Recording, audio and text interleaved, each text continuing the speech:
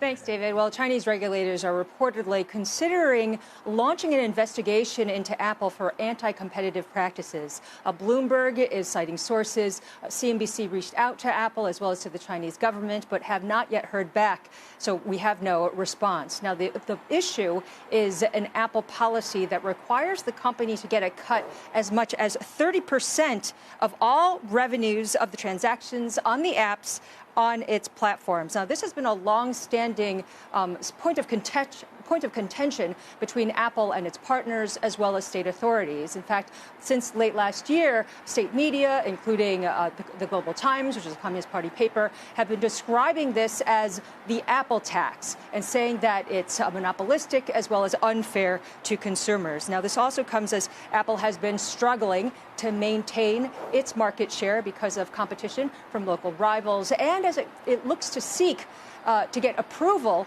for its AI services and to bring them to this country. It also, of course, coincides with what we've been reporting all week, the fact that there are these latest rounds of trade disputes between the U.S. and China. Guys? The fact that companies are now being targeted, specifically PVH was yesterday. Yeah. I mean, Apple potentially today. This is a new chapter. I wonder which companies, how worried companies are and who else should be worried. Yeah, I think companies are worried. They already were starting to become concerned when the PVH case first came about. And then yesterday, it was also Google.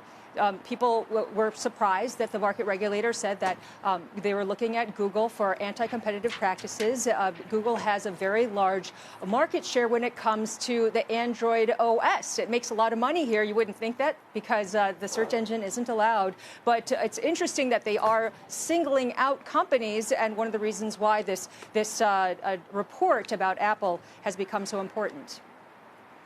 Eunice, appreciate that. We'll talk soon. Eunice Yoon in Beijing this morning.